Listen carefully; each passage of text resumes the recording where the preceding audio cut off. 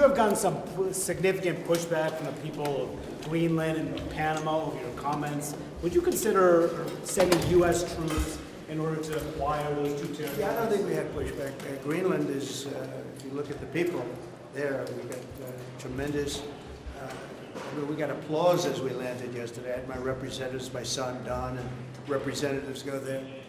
And it was like a love fest, you know that.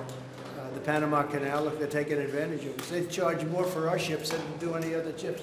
They charge more for our Navy to go through. We built it.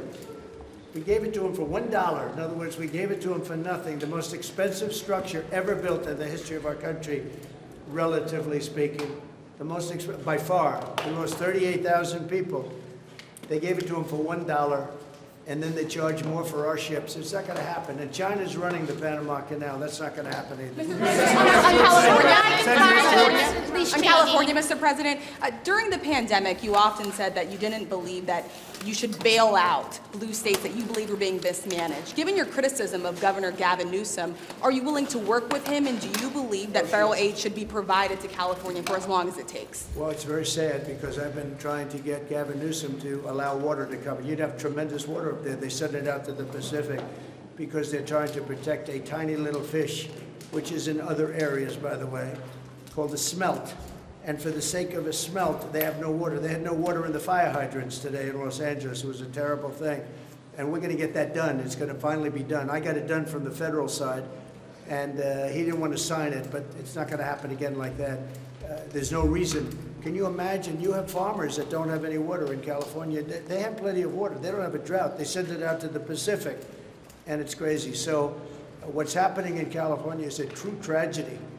I know those areas very well. I have many friends living in those houses. That is a true tragedy. Nobody ever thought. I mean, virtually Beverly Hills and areas around Beverly Hills are being decimated.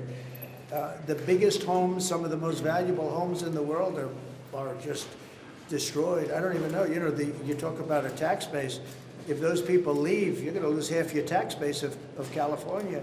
This is a true tragedy, and it's a mistake of the governor, and you could say the administration.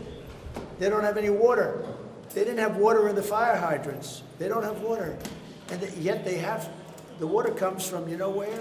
Up north. And it comes down at levels, they give millions and millions of barrels of gallons of water that they have, and they send it out into the Pacific. For the Pacific, it's like a drop, it's nothing.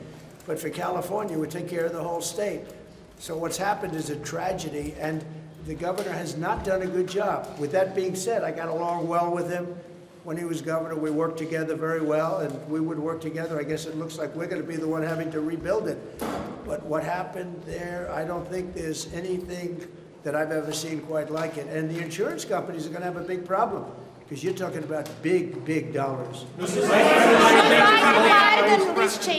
Should Biden pardon Liz Cheney? What's your message for President Biden?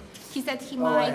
I thought it was ridiculous that he did that, but we have more important things to talk about. Liz Cheney was, she lost in the Republican Party, as you know, in her state, by the biggest margin in the history of a politician running for Congress. She lost by like 42 points. Nobody's ever lost like that. So I don't care about Liz Cheney. I care about these people. Mass deportations. What is day one going to look like of the Trump administration? Number one, we're closing the border. It's going to be closed very strongly, and it's going to be closed. And we're going to have to take people out that are criminals. We have people from jails from all over the world and from mental institutions. And as you know, they're going to have to be removed. And it's one of the reasons I won the election in a landslide. The people of this country don't want murderers walking down their farms or their streets or their cities. As you know, we had thousands of people that murdered other people that were in jail that were released into our country. Many of those people murdered more than one person, many of them, about 42% supposedly. We want them out of our country, and we're going to get a country back again, and we're going to be really governed by common sense. These are the principles of common sense. We're not going to be governed by stupid people. We're going to common sense. We're going to be respected all over the world again very soon. Thank you all.